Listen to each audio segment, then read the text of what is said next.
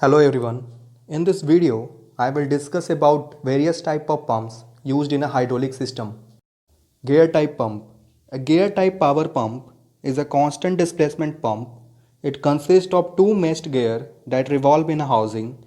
The driving gear is driven by the aircraft engine or some other power unit. The driven gear meshed with and is driven by the driving gear. Clearance between the teeth as they mesh and between the teeth and the housing is very small.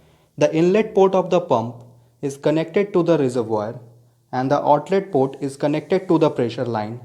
When the driving gear turns, it turns the driven gear. Fluid is captured by the teeth as they pass the inlet and it travels around the housing and exit at the outlet. G-rotor type pump. A G-rotor is a positive displacement pump. It consists of an inner and outer rotor. The inner rotor has n teeth while the outer rotor has n plus 1 teeth with n defined as a natural number greater than or equal to 2. The axis of the inner rotor is offset from the axis of the outer rotor and both rotors rotate on their respective axes.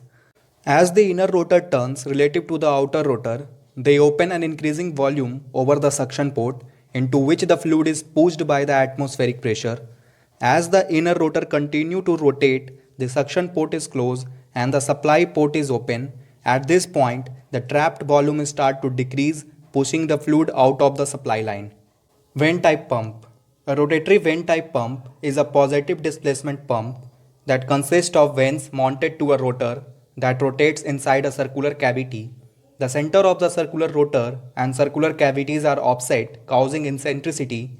Vanes are allowed to slide into and out of the rotor and seals all edges, creating vane chamber that do the pumping work. On the intake side of the pump, the vane chambers are increasing in volume. These increasing volume vane chambers are filled with fluid forced in by the inlet pressure. On the discharge side of the pump, the vane chambers are decreasing in volume, forcing fluid out of the pump. These action of the vane drive out the same volume of fluid with each rotation. The simplest type of axial piston pump is the swash plate design, in which a cylinder block is turned by the drive shaft. Piston fitted to bore in the cylinder block are connected through piston shoes and a retracting ring so that the shoes bear against an angle swash plate. As the block turns, the piston shoe follow the swash plate, causing piston to reciprocate. The ports are arranged in a valve plate so that the piston passes the inlet as they are pulled out and passes the outlet as they are forced back in. In these pumps, displacement is determined by the size and number of pistons as well as their stroke length, which varies with the swash plate angle. Bent axis axial piston pump. In an angle or a bent axis type piston pump, the piston rods are attached by ball joint to a drive shaft flange, a universal link key, a cylinder block to the shaft so that they rotate together but at an offset angle.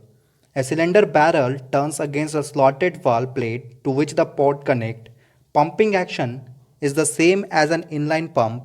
The angle of offset determine a pump displacement just as the swash plate angle determine as in inline pump displacement.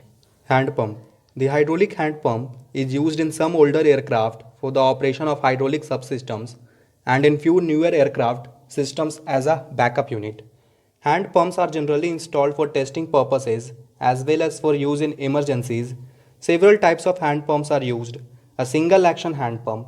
A single action hand pumps draw fluid into the pump on one stroke and pumps that fluid out on the next stroke. It is rarely used in aircraft due to this inefficiency. Double action hand pump. Double action hand pumps produce fluid flow and pressure on each stroke of the handle. The double action hand pump consists essentially of a housing that has a cylinder bore and two ports, a piston, two spring-loaded check valves, and an operating handle, and O-ring on the piston seals against a leakage between the two chambers of the piston cylinder bore, and O-ring in the groove in the end of the pump housing seal against leakage between the piston rod and housing. When the piston is moved to the right, the pressure in the chamber left of the piston is lowered, the inlet port check valves open and hydraulic fluid is drawn into the chamber. At the same time, the rightward movement of the piston forces the piston valve check valves against its seal, fluid in the chamber to the right of the piston is forced out of the outlet port into the hydraulic system. And when the piston is moved to the left, the inlet port check valve seats, pressure in the chamber left of the piston rises, forcing the piston valve check valves off of its seats. Fluid flow from the left chamber through the piston to the right chamber. The volume in the chamber right of the piston is smaller than that of the left chamber due to the displacement created by the piston rod. As the fluid flow from the left chamber into the smaller right chamber, the excess volume of the fluid is forced out of the outlet port of the hydraulic system.